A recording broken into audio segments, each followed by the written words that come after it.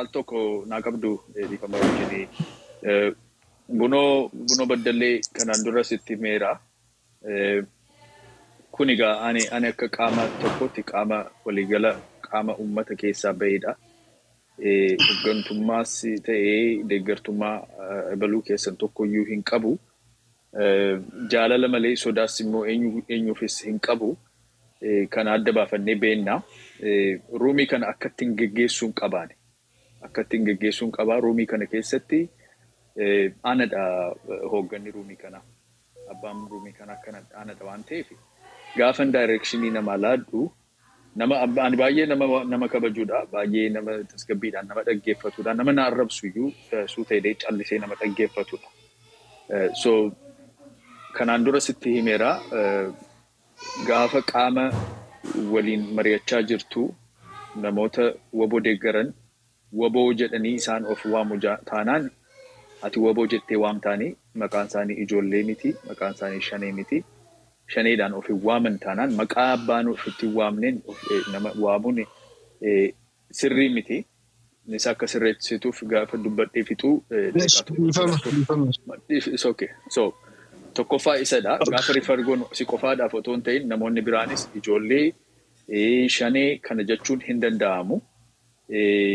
Namni wal arrabsuun kuni amma namni gaafa gaallaa gaafa nuun jedhani maaliif nutti hin tolu? Translation isaa hamaa ta'ee miti.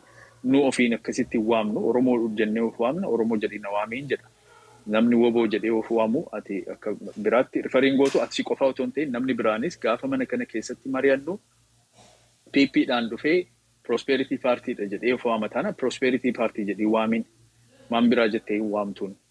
Waboodha jedhee of waamataana abaa waboo jedhee of waamataana abaa waboo jedhee waamiini maqaa ofitti moggaase maqaa ofisaatiin respectfully haasofna. Akkas haasawuun jalqaba dubbiiti. Kanarraa kaanee gama sana deemna waan ta'eef waboon waboo jedhamee waamamaa shaneen jedhamu ijoolleen jedhinaa akkasitti marii keenya keessatti danqaa nutti ta'a waan ta'eef adaraa keessan kun immoo guddina agarsiisa.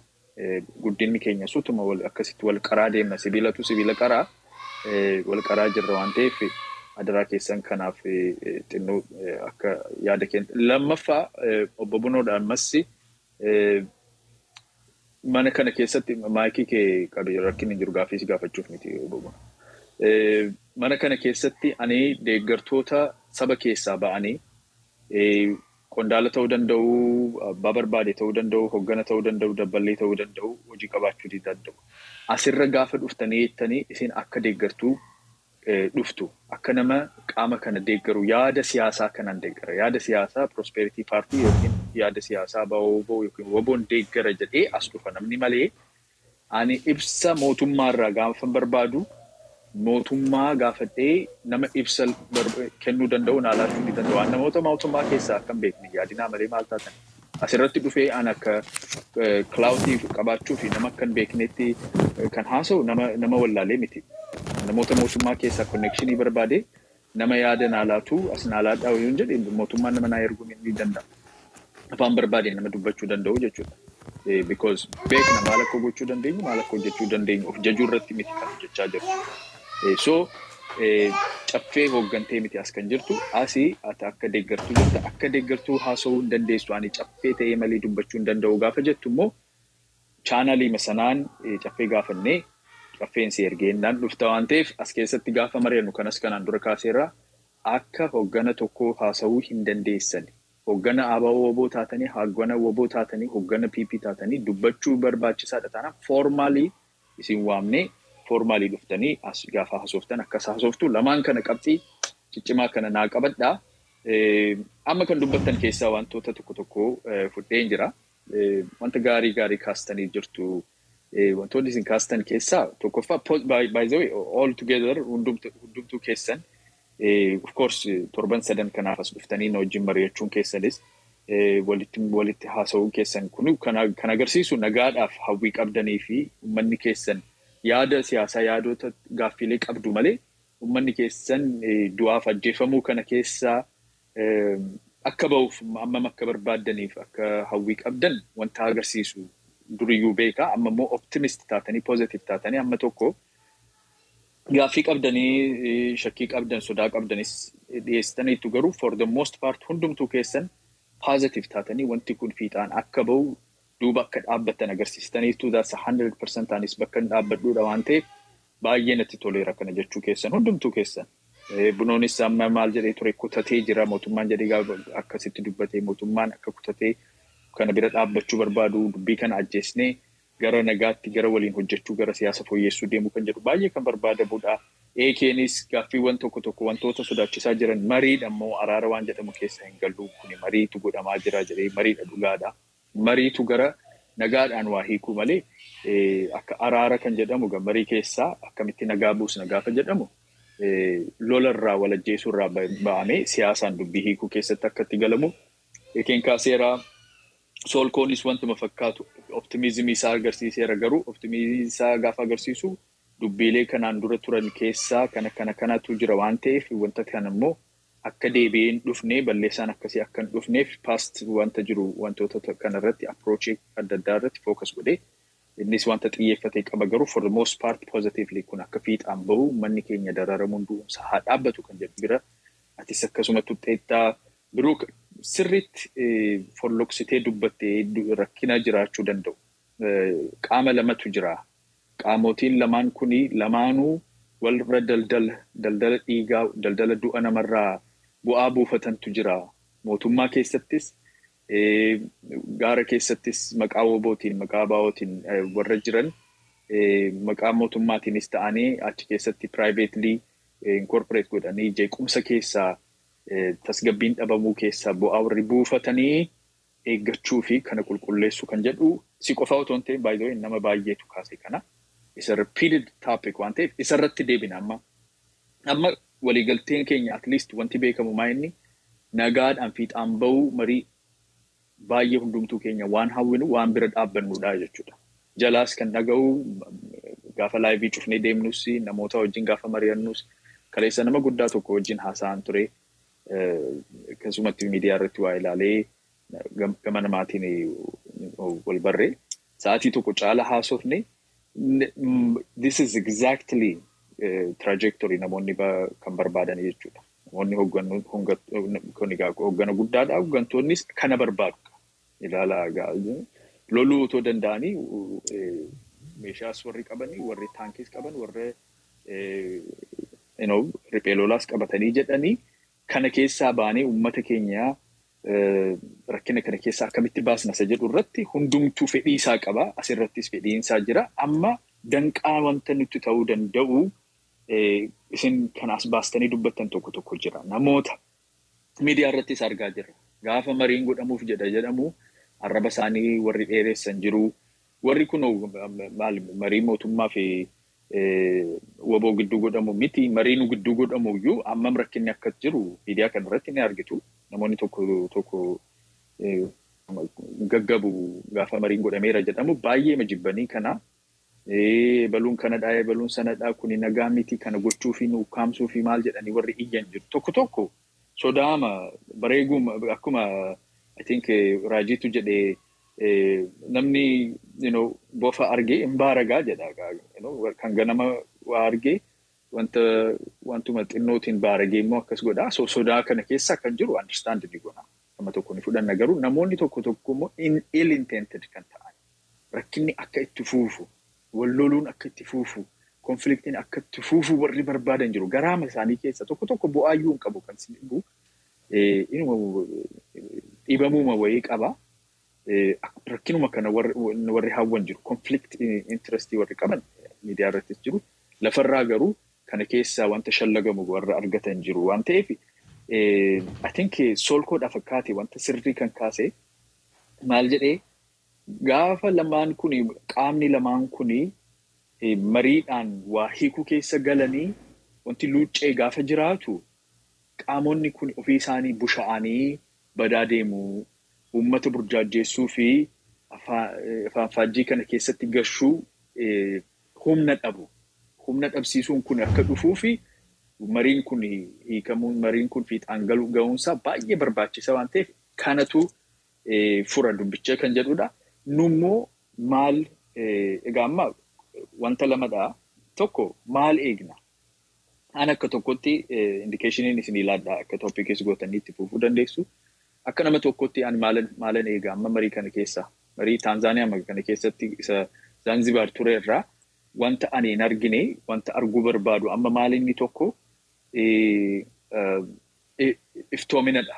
Iftoomina waanuma guutummaa isaa baasee dubbachuun hin danda'u. Kuni qaamota hidhatan lola keessa jiran lamaan gidduu wanta ta'eefi wanta strategic ta'ee wanta politically strategiidhaaf jedhameessi qusannaan itti godhamu jira garuu amma tokkotti iftoomina ummataaf waa ibsuu keessatti akka hojjetamu barbaada.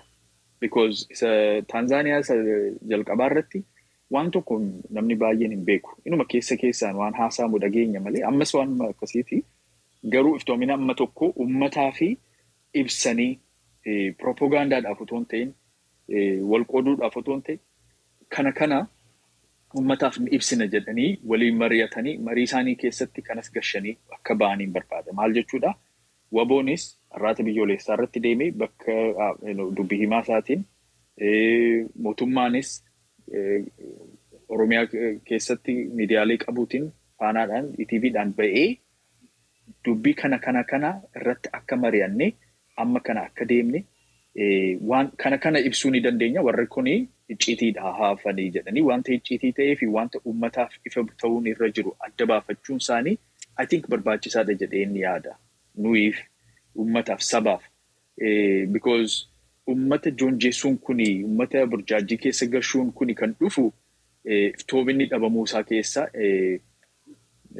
odeeffannoon dhabamuu isaa keessa namni baay'een oomishee fidee waan barbaade akka dubbatuu fi balbala sana cufuudhaaf lamaanuu kana ibsarratti akka ibsaatti kana laannaa kana goonaa jedhanii hopefully akka ibsaatti as dhufanii marii kana keessatti bu'aa buufneerraa gara gaariitti deemneerraa hiikuuf jenna jedhanii utoo nuu fidanii inuma ililchina gammachuun keenya akka hin qabu dhugaa dubbachuudhaaf celebration maaf wala garratu Wednesdaytti dhufu achuma dhiibna marii keenya jechuudha isatti jiru. Akkasoo otoo nuu godhanii kun otoo ta'e egaa hawwiima keenyadha kadhannaa keenyadha.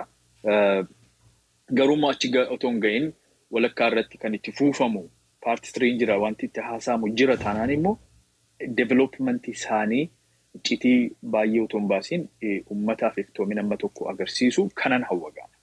Bu'aa akka bu'aatti hawwiin kun ni guddaan dubbiin hiikamee mariidhaan hiikamee lolli dhaabbachuu irratti tarkaanfii guddaan tokko fudhatameera kan jedhu kanan arguu barbaada. Dhugaama. Garuu immoo at any degree bakkuma progressii argisan qabaatan irratti iftoomina tokko akka godhani kana arguu ni barbaada. By the way, isin galateeffachuun barbaada. Warra gubbaa kana teessan qofaa otoo hin ta'in warra gooda dhufanii dhaggeeffatan namoota guguddaan dhufaa jiru. Akka dhaggeeffatan natti himu viidiyoo akka ilaalan natti himu rikoordii godhamee akka ergamuuf nan dhagaa baay'ee na dhibeen akkas hin dhagaamas jedhee yaadne akka uummataatti uummanni yaada kana fudhatee yaada kana irratti kan dhiibu ofiisii adda addaa keessatti jaarmee adda addaa keessatti namoonni gaaffii kana dhiyeessanii dhiibbaa akkasii gochaa akka jiran dhaga'uun kun baay'ee na gammachiisa. Baay'ee kuni waa hiikuu akka dandeenyu yoo wal bira dhaabbanne yoo wanta dhugaa ta'e wanta sirrii ta'e gaafa arginu bira dhaabbanne amma nagaan fuula ishee agarsiisuuf jetti fakkaata. Amma tokko waa argaa jirra kuni mariin kuni abdiin haalaati. Gaafa waan barbaadnu akkasii arginu itti dirmannee fiixaan baasuu irratti bakka keenya beekuu fi isarratti hojjechuudha. So amma raawundii lammaffaan isin ilaadhaa by the way sa'aatii 2 caalaa hin turu already sa'aatii tokko fayyadamneerra.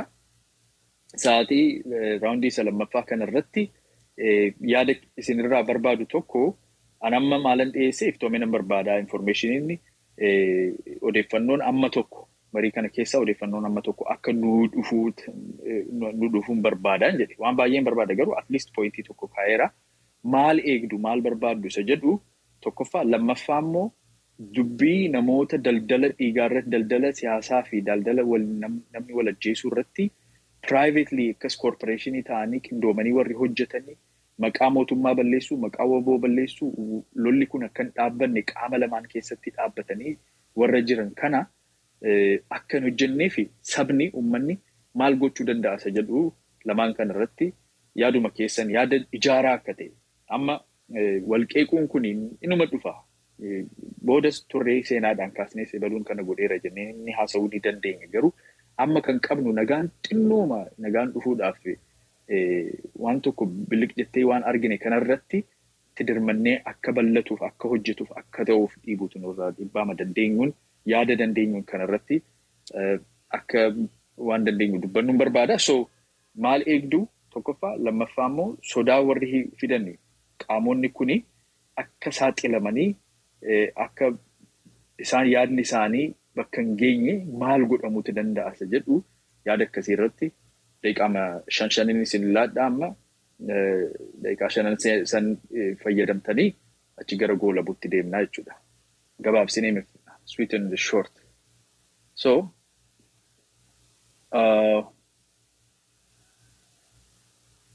namootuma asirra jiraniin xumurra har'a warreen dhufne achii booddee okay bunnoo gara gubbaatan asii fida raajiif solkoo guddoo akka dhuftu isaan okay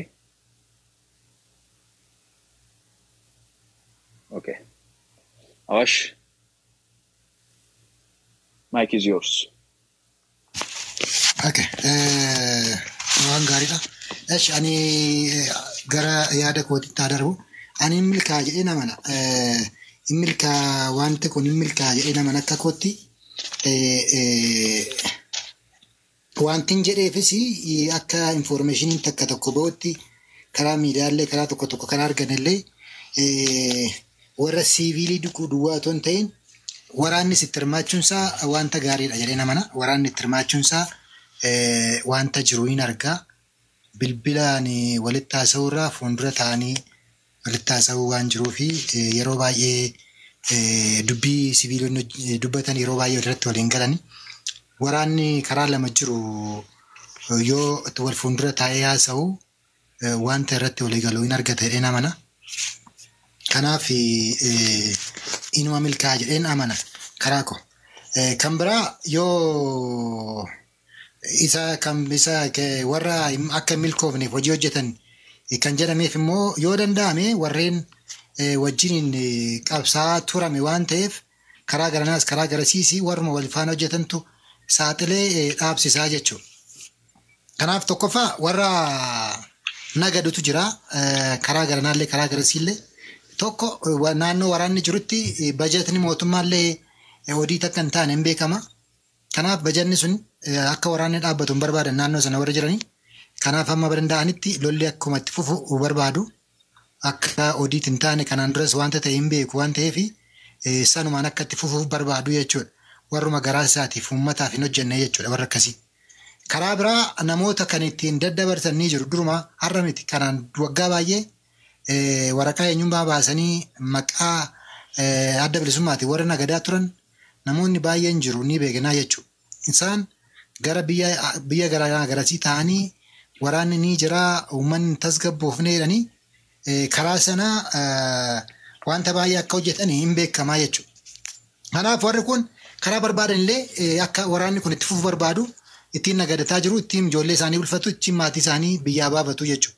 Ittiin baratu ittiin guddatu ittiin sooromuu jechuudha. Waraana maqaa waraana garaati. Kanaaf warra kana dhaabsisuutu nurra jiraata jechuudha. Kan sadaffaa gara sadaffaatti gaafa hin darbu wanta yeroo baay'ee rakkina fidu hojii dhabeeyyiinis rakkina fiduu danda'u. Waraana ta'uu danda'u. Waraana mataa isaanii uummachuu danda'u. Shiftaan illee uumamuu danda'a jechuudha. Sana booda erga yoo araarri yoo maal gochuu dandeenya waan jedhu irratti yoo danda'ame uummanni daasporaallee hundumti keenyayyuu walii gallee irratti hojjetamuu qaba jechuudha. Boru fiiguurraa har'umaa kaasnee maaltu danda'ama. Uummanni guutuun waraanarra kan ture hundumti isaa waraana ta'uu hin danda'u biyya keessatti galee. Kanaaf warri waraana irraa deebi'e waraana booda maaltu uumama Oromiyaa keessatti warra waraana barate warra masaaraa tokkosuu baretu deebi'ee qeetti gala. Warri kuni galee qe'ee hin taa'u yoo misooma hin qabaanne yoo ikoonomiin isaa gadi bu'aa taanaan qe'ee hin taa'u shiftaa ta'ee lola biraa banuu danda'a jechuudha. Kanaaf isarratti uummanni daasporaallee uummanni biyya alaa jiraatu mootummaan guutumaan guututti waan kana guutuu dhiisuu danda'a. Qabeenyi inni qabu kana gochuu dhiisuu danda'a waan ta'eef innumti kun illee jalaatii utoo irratti hojjetamee gaariidha. Maaliif jennaan wanta danda'ame walitti guuramee warri waraana irraa deebi'e hundumti isaa waraana ta'uu hin danda'u waan ta'eef gara mana isaatiitti gaafa deebi'e gara hojii idileetti akka inni galuuf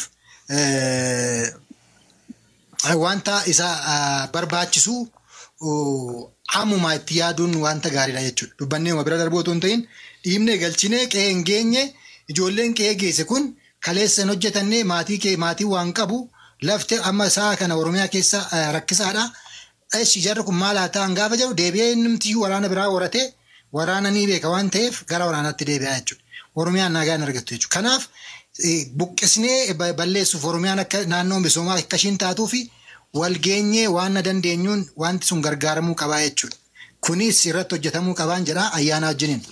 Innumti nagaa erga nagaa booda ammoo nagaadhaaf dubbataa jirra. Nagaan erga bu'ee booda ijoolleen deebitee galtu sun akka ishiin deebitee caakkaatti hin deebineef mataa ishiitii sassaabbattee akka ishiin gara lagaatti hin deebineef waraana keessaa erga gadi lakkifamanii booda maal ta'uu qaba inni jedhus har'umaa ka'ee otoo irratti hojjetamee wanta gaariidhaan jedha.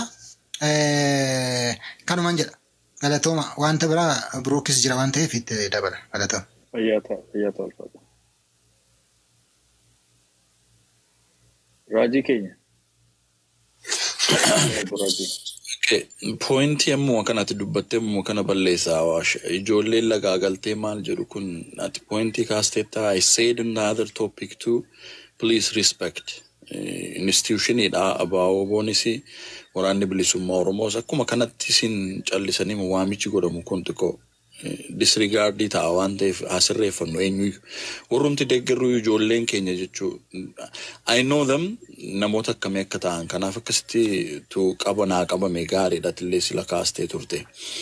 Gama biraatiin atilleen yaada guduunfaa kee erga mari'annee booddee dhumarratti tu kennite malee oodansiin akka walitti qabachuu danda'utti gidduu marii gidduutti waa gochuun gaarii natti hin fakkaatu. Kana pointii qabadheen gama biraatiin maal eegdaa akka jedhu waan himamuu qabaan jedha. Point of agreementiin hundumaatu hin taane waan himamuu qaba. Kanaan dura Eertiraa irratti waan irratti waliigalame himamuu dhabuunsaa eenyu akka balleesse akka itti qeeqnu dhabne. So pointii fundamental ta'an agreementii kanarraa himamuu neegaa. Kan biraan yoo disagreementiin jiraates developmentii jiru tokkummaan bakka jirutti garaagarummaan jira garaagarummaan bakka jiru tokkummaan jira jedhani sun developmentii isaa himamuun expect godha. Gama biraatiin immoo qaamota lamaan qofatu hin taane professional participation DDR'n keessumaa reconciliationiin implementationiin isaa ogummaa barbaada waan ta'eef qaamonni lamaanuu ogeeyyota consult godhanii turratti qooda fudhachiisanii ka jedhu. Gama biraatiin qaamni sadaffaa implementation isaa irratti respectii gamalachuutiin qabaachuu akka humna qabaachuu danda'u totu taa'ee ka jedhu. Gama biraatiin intra yeroon jedhu keessoo akka caasaa isaaniitti keessoo isaaniitti wal fudhachiisu hoogganni yoo agreementii kana fudhate miseensi matayyaatti yookiin caasaan mootummaas caasaan ABO waraana bilisummaa Oromoos hubachuu bifa danda'uuni wal hubachiisuu danda'u implementation irratti akka gufuun taanetti jechuudha. Mootummaanis akkuma jennu hattuu kan yakkamtoota of keessaa qabu kana consult gochuu inni gara biraa implementation isaa abaacaa ta'ee taa'uu qaba. Time limited gabatee qabaachuu qaba. Kana gidduutti kana goonaa kana gidduutti kanatti raawwatamaa jechuu qaba. So hojjetaaf hojiin eenyutu immoo kana raawwataa kan jedhu yoo waliin taa'ee booda jaaju gochuuf nama dhibu jechuudha. Yookiin immoo raawwii implementation sana evaluate godhaa deemta jechuudha. Wantoota akkasiin irraa eegaa inni gara biraatiin wantoonni kaka'an tireetii jedhamee ka'e kun yoo wiilingiin jiraate haldureewwan waan kana galmaan geessisuu mul'atan gama lamachuutiin yoo jiraate warri kaan gidduutti liqinfamu. Mootummaan waraana bilisummaa Oromoo maqaa balleessuuf caasaan ala warra socho'an warra ofiisaa ijaarrate qaamonni garaagaraa ijaaramanii akka bakkatti deebisan gochuu yookiin gidduutti dhabamsiisuu. Qaamota gara biraas ka caasaan ala jiran akkuma kanatti raawwachuu. Gama biraatiin namoonni baay'een hin tuqanne ani waanan irraa eegu kun akka raajitti jechuudha. Silas akka raajittiin dubbachaa jiran akka eenyuun bakka bu'ee miti. all inclusive yoo ta'e waraana bilisummaa Oromoo abaaboo wajjin qofatu hin taane mormitoonni warri kaanis rawaaraa Oromiyaa keessatti fiduudhaaf waan murteessoo ta'anii fi mariin kun all inclusive ta'ee sadarkaa Oromiyaatti kan jiru mooraan Oromoo wal dhuunfatee akka biyyattiitti immoo Itoophiyaa akkamitti dhuunfannaa kan jedhu warreen humna federaalaa ta'an warra kaan wajjinuu cimee wanti kun deemuu qabaa akka jedhu yaada all inclusive yoo ta'e gaariidha. Kabiraani fayyuma mul'atu man jirre kaasnee amma sila kawaash kaasetti ijoolleen kun waraana irraa turanii manatti galanii barra ijoollee waraana jiran kun biyya bushuu danda'u akkuma keessanaaf yaa'ii ta'uu danda'u wanti isaan dhowwatu hin qabu. Oromiyaa waliin ijaarra yoo ta'e tokko qawwee lafa kaa'ee galee jireenya hawaasummaa jiraateetu hin taane waliin waan qabnu qooddannee aangoos haa ta'u qawwee baachuus haa ta'u humni Oromiyaan kan kooti jedheetu wal wajjin Oromiyaa dhuunfachuu qaba humni kun hundumtuu jechuudha. Kanaaf wantoonni akkasii kun ciccitanii kaan taa'uu qaba. Gama biraatiin garuu wanti nu kaasuu qabnu we were the part of the failure. Oromiyaan haati Oromoo akka boossu, Oromiyaan akka dirree siyaasaa taatu, oobdii siyaasaa akka taatu nu hunduu qooda qabna. Oromiyaa deebisnee ijaarree Oromoo arboomsinee aangootti baasnee gaaffiin Oromoo akka deebi'u gochuuf hundi keenya qooda ba'uutu nurraa eegama. Oromoon aangoorra ba'eera ijoolleen Oromoo aangoorra jiru garuu Oromummaan aangoorraa ba'u. Oromummaa aangoorra ba'u qaba. Oromummaa yoo aangoorra ba'e gadaatu jira, ijaarsa Oromootu jira, waan hundumaaf keessaa qaba jechuudha. Kanaaf isa kanarratti wal wajjin hojjechuutu nama feesisaa. Hangama kiyyaan kanuman jedhaa ulfaadha. Ulfaadha, perfect. Taayimii keessatti itti fayyadamtee buno. Galatooma leegaa dhiifama naa godha. Ijoollee jedhee kan waameef yaa'u amma tokko walitti dhufeenyumaa hariiroodhuma yaada sammuutiin waliin qabnurraan waan ka'eef dhiifama nan sirreessa ammaa booda jechuudha. Akka Oromootti asin jirruu turre akka baay'ina keenyaatti akka dandeettii keenyaatti akka naannoo keenyaatti bal'ina naannoo keenyaa akka hawaasa keenyaatti akka aadaa keenyaatti asin jirruu turre jechuudha. Iddoo guddaarra ga'uutu nurraa eegamaa ture. Bakka sana hin geenye rakkoon kun sirriitti kan hiikamu immoo gaafa waloo taanu jechuudha. Gaafa waliigallee halaagalle jechuudha. Waliigallee halaagaluu keessatti asirraa wanti eegamu inni guddaan waliin hojjechuudha. Waliin shared leadership hojjenna. Akka duraa sana miti. Sirriitti jechuudha. Ijoolleen waraanni waboo hirmaate bulchiinsa keessattis lafa gadi waan sirnitti ibsu barbaadu bulchiinsa keessattis akka hojjetu sun ta'uu qabaata. Sun ta'uu qabaata. Kallattii kanaan deemuutu nurraa eegamaa jechuudha. Ijoolleen kun siyaasa keessa seenanii iddoo hedduu seenanii hirmaatanii Oromiyaa jijjiiru kana Oromiyaa jijjiiru kallattii kana hin eegna kanatu ta'a. Inshaallah Rabbi akka gama kanaan sirreessinee hojjechuutu nurraa eegamaan jedha kanan eegaan. Kanatti aansuudhaan warra diina immoo warra hariiroo nu uumuudhaaf deemnu kana walitti dhufeenya nu uumuudhaaf araara buusuudhaaf deemnu kana gidduu warra seenan fottoqsinee hin balleessina jedhee yaadaan. Yaadaan namni barbaada yaadaan namni caaluu barbaada yaada isaa orgaanaayiz godhatee fidachuu danda'a. Kanaan ala garuu diina qabna. Diina waloo qabna. Sirriitti beektu sin ibsuun asirratti hin barbaachisu. Diina waloo keenyallee bittinneessinee impaayera Itoophiyaa ijaaruu keessatti shoora Oromiyaa taphachuu qabaattu gaafa waliin taanu jechuudha. Gaafa waliin taanu kana galmaan geenye. Sirriitti kana beekuun barbaachisaadha. Gama biraatiin wanni sobnu hin jiru, wanni isin dhoksinu hin jiru, wanti sobamu hin jiru, wanti dhoksamus hin jiru. Waliin hojjetamee jijjiiramuun baay'ee barbaachisaadha. Waliin hojjetanii waliin wal jijjiiruu jechuudha. Ijoolleen keenya waraanni waboo waliigaltee kanarratti milkoofnee jechuudha. Akka Oromiyaattis milkoofnee gaafa deebinu hojii gadi fageessaa akka Oromiyaatti hojjechuutu nurraa eegama. Akka Oromiyaatti jechuudha. Fakkeenyaaf ijaarsa keenya sirriitti rivaayiz goona. waraanni kunillee bakka inni barbaadu fedhasaa gaafachuun barbaachisaadha. Dandeettii Oromiyaan qabummoo hubannoo keessa galchuun barbaachisaadha. Oromiyaan maal danda'a? Maal gochuu qabaata? Gaaffii Oromoo isa kamtu deebi'uu qabaata dura? Isa kamtu itti aanee deebi'uu qabaata? Kan jedhullee piraayoriitaayiz waliin ta'anii gochuun baay'ee barbaachisaadha. Gaaffii piraayoriitaayizeeshinii jechuudha. Sanatti aansee inni guddaan nuti irratti hojjennu misoomadha.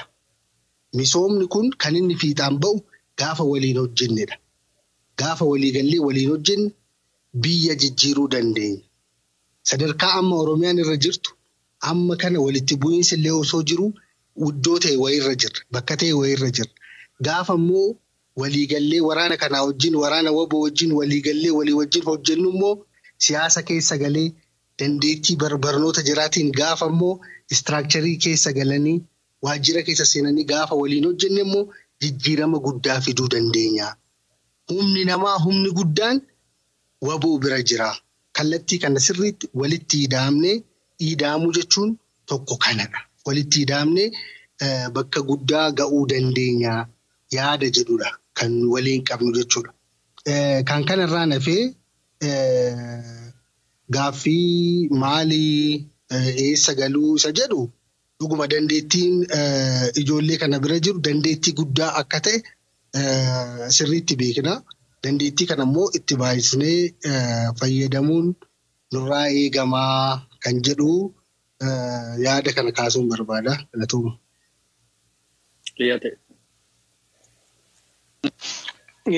Ayyee ulfaadhaa galatooma. Adeemsa kana keessatti wantoota ta'uu qaban yeroo araaraa kana keessatti jedhee wanti ani yaadu muuxannoo kana dura yeroo TPLF wajjin walii galaa turan irrattis hundaa'ee jechaadha. Dheengaddas waan kana dubbadheera. Waraanni Oromiyaa keessaatii bahuu qaba. Yeroo hin jedhu waraanni akka hin taanetti Oromiyaa keessa galee taankiidhaan tuulama tumaa jiru, Wallaggaan tumaa jiru, Walloo tumaa jiru Oromiyaa keessaa bahuu qaba. Poolisii idilee ta'uu danda'a. Qaama nagaa eegsisu ta'uu danda'a. Jiraachuu danda'a Oromiyaa keessa. Garuu waraanni taankii hidhatee haadha tuulamaa boosisaa jiru.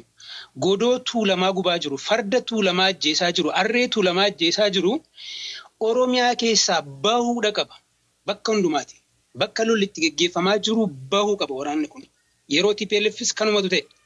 Taankiin, dirooniin, waraanni makaanaayizdiin dacha'ee ba'e Tigraay keessaa yeroo sana. Oromiyaa keessaas baasii nagaa barbaadda taanaan baasii waraanattu nama fixaa jira. Yeroo nuti amma haasaa jirru kana nama du'aa jira. Sekendiidhaan namatu du'aa jira ammatti. Marii kanarraa waan eegduudha miti kana. Marii kanarraa baay'een eega ayyaanaa kiyya. Dirqamadha. As keessa jiru waan ta'eef dhaqanii itti manii baasisuudha qabu. Dirqama. Taankiin tuulama tumaa jiru. Wallaggaan tumaa jiru. Walloo tumaa jiru. Bahuu qaba. Tokko kana. Inni lammataa hidhamtoonni Sibaat Naggaafaa barii yeroo marii kanadha. Waraana jajaa turan miti Sibaat Naggaafaa. Abdiin maal godheetu Abdii Raggaasaa fi lammii beenyaafaa maal godhaniiti mana isaaniitti qabamanii amma ammaatti waggaa 3 maneedhaa jiru miti. Hiikaa gadhiisaa yoo nagaa barbaaddu ta'e. Nagaa jechaa jirra. Nagaa barbaanna. Waan gochuu qabdan gochaa deema. TPLF iyyuu gochaa turtanii Oromoodhaaf gochuudhaaf maaliif harkis hin gabaabbate yoo nagaa barbaaddu ta'e nagaa Oromiyaa. Akkamitti isin amanna? Amantaatu irrachaa deema amantaatu. Waa laaluu barbaanna, waa arguu barbaanna. TPLF akkasumattiin sababuma dhaqanii mari'atanii fi Finfinneen dhufne waan argaa deeme qaba.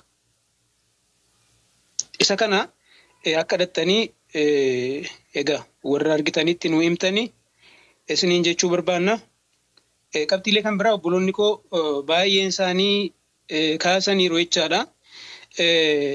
Nuti madaa baay'ee qabna. Akkatti isin namanne waan baay'eetu lafa jira. Yeroo araaraa sana, yeroo Eertiraa sana waliigalteen ta'e hundumtuu destroy ta'e. Hin hafe, hin bade. Eertiraatti waan irratti waliigalan qabu. Sila raajii obboleessi koo kaasee jira. Mariin hin bade, hin dhokate. Okay, gaafa Jawaar fa'aa dhaqanii obbo galchan waan irratti waliigalantu jira. Hin bade, hin dhokate. Kanatu kulkulfannaa fidee lollitti fufee amantaan wal biraatii dhibame. Kana malee namoota ergattan mataasaa adda baafattanii ilaaluun barbaachisaa ta'a. Oromoon qabbaa barbaadeetu tirenicha irraatii bu'a malee qabsoon Oromoon uumatti fufa. Amma gaaffiin uummati Oromoo barbaadu galma ga'utti Uummanni Oromoo maal barbaada? Lafa isaarra deebisa wanta inni gaafate deebisuu odoon ta'an isuma qabuyyuu dhabaa jira. Amma obboleessi koo yeroo dubbatu I think bunnoon natti fakkaata yeroo dubbatu waan gaariitu ta'aa jira waan gaariitu deemaa jira jedhee dubbatee ture waan gaariitu ta'aa jira deemaa jira hojiirra jira jedhee dubbatee ture garuu wanti nuti argaa jirru beeladha dheebuudha dhiigadha cabadha kuni dhaabbachuu qaba kanatu dadhabne kaleessas kanumatu waraanni oboo kun akka inni bosonatti galu akka inni amma kana mataa jabaatu godhee jechaadha. Inni kan biraan suuta wantoota deddeebisuu dandeessan deebisaa deema. Abbootii gadaa amma ammaatti du'an waan tokko wanti jedhame hin jiru. Wayaa Caaluu Hundeessaa wanti jedhame hin jiru. Waa'ee Abdul Jabbaar looyera Jawaar Mohaammed fa'aa ture kan Caaluu Hundeessaas gumaa isatu barbaadaa ture faayila qabu wajjin ajjeefamee dhokate kana gadi baasaa deema akka isin amannutti jechaadha. Ni beektan dhibbatti beeka bilisiginnaan. Warra waan kana godhe Finfinnee keessatti kan ta'e abaawoon hin goone eenyu hin goone waan magaalaa seentarii Finfinneetti ta'e Adaamaa seentariitti waan ta'e abaawoon hin goone. Kanaaf abbaa isaanii beektan waan ta'eef warra kana uummataaf ifa gochaa deema. Uummanni xiqqoo akkas nama nuuf jechaadha. So waan kana gochuudha inni kan biraani nuti warri keenya gaafan jedhu ijoolleen oboo deggerru amma marii kana gadi ba'anii ifa nuuf godhanitti waan tokkoyyuu waan dubbannu hin qabnu nagaa labsuu duwwaa irratti xiyyeeffanna. Nagaa barbaanna gadi ba'anii waan irratti walii galan immoo dubbatanii gaafsan immoo sattaa nuti xiinxaluu jalqabne jechaadha. Galatoomi sa'aatiin kodhume. Fayyaa ta'e sirriitti itti fayyadamte. Hayyee galatooma. Egaa abaa'uu oboon yaaddoo kakka'an faana wal qabsiisee waan ta'e ibsuutiif jecha abaa'uu oboon kaayyootti qabsaa'uutiif qaba. Kaayyoo ganamaa kaayyoo abaa'oon itti bu'uureffamee taa'e sana self determination up to secession kan jedhu kan sagantaa siyaasaa abaa'oo irra jiru isaanii jechuudha. Sadarkaa guddaatti kaayyoo qaba akeeka qaba. Abaa'oo oboon kan jaalmarrootiin durfamee deemaa jiru kun jechuudha kan addunyaan beektu. Mootummaan immoo kan Abiy Ahmediin durfamu Prosperity Party mootummaan Biltsiginnaa immoo mootummaan Itoophiyaa ni jira jechuudha. Kana lamaan irratti kan nuyi haasa'aa jiru. Kanneen gidduutti kanneen taphatan immoo ni jiru jechuudha. Taphisuun maaliyyuu haa ta'u, waraana haa ta'u, olola haa ta'u, waan fedhellee haa taphatanii hattoota dabalatee carraa argatan, carraatu uumameef.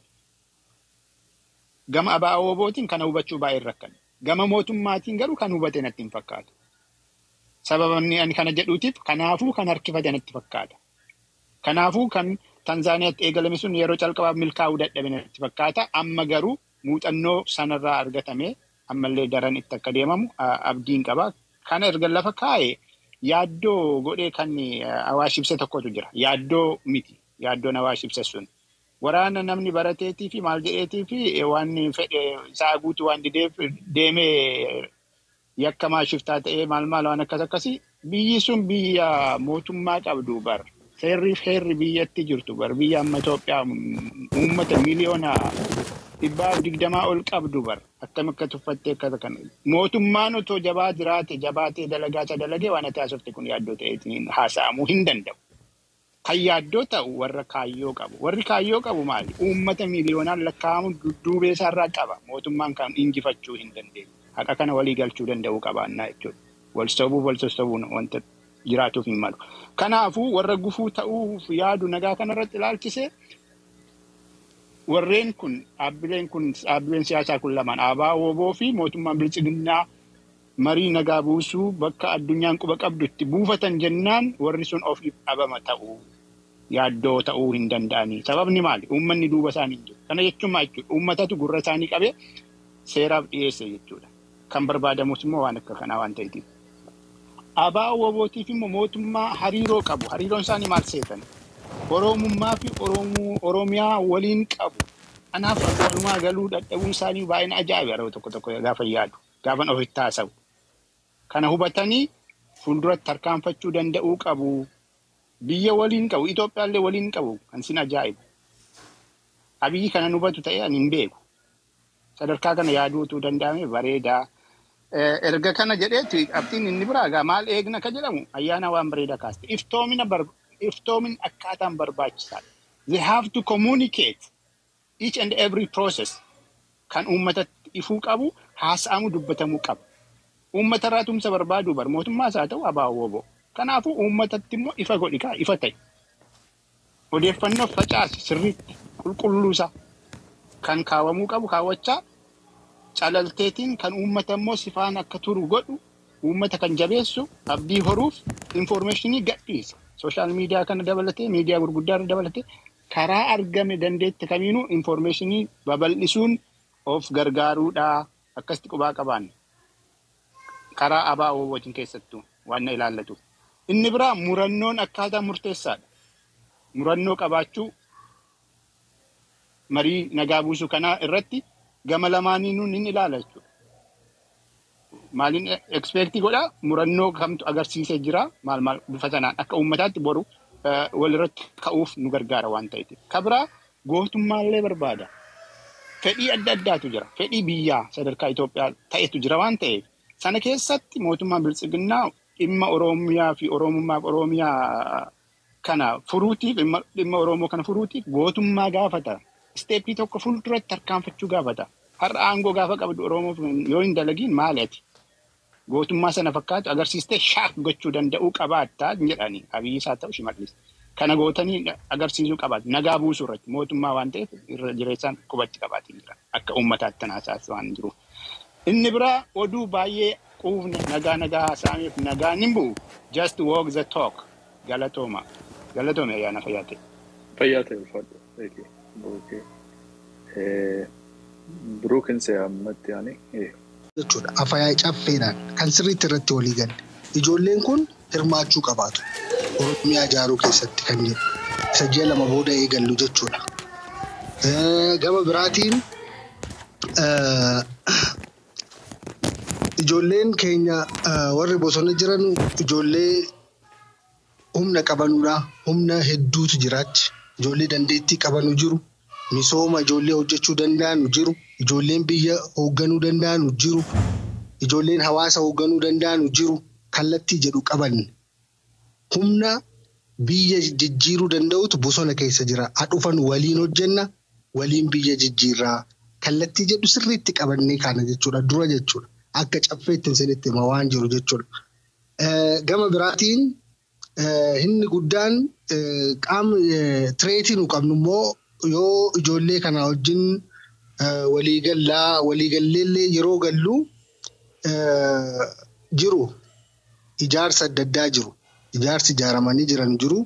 Jirammoo bifa kamiin hiiknaa tuuzaa tekisteenti deemnee jirra jechuudha. Isammoo akkamitti hiikuu dandeenya? Warra ijoolleen irraallee ijaarsa beektu san ijaarsa jiru jechuudha. Abbaan torbees jira, shaneenis jira. Ijoollee kana wajjin bifa kamiin dubbanna? Hunda wajjin dura kan dursuu qabaatu ijoollee waraana adda baasaa Oromiyaa kana wajjin bilisa baasaa Oromiyaa wajjin dubbachuu qabaanna.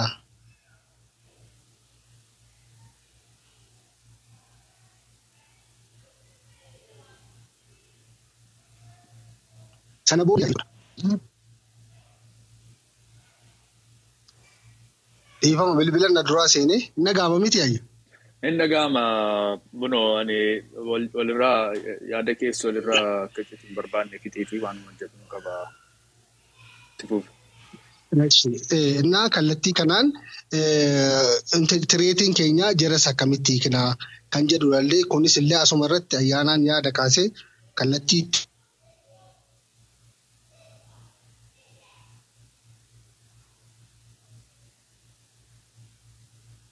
jeeqaa jira. Ijoollee sanaa wajjin illee haasofnee bifattiin waliigaluu dandeenyu jechuudha. Waboo wajjin dubbannee waliigaluu dandeenya kallattii amma jiruun. Waan hedduu to the very limited wanni itti gadi dhufnee jira jechuudha. Sirriitti jechuudha. Gadi buunee ijoollee dhaggeeffachuuf qophoofnee jira. Garuu jara kaanis jira. Hidhati biraas immoo jira kan hidhatee jiru. Jaras immoo bifa kamii sirreessinaa, bifa kamii waliigallaasa jedhu irratti kallattii ittaanu hojjenna jennee qophoofnee jirra. Okay. Okay.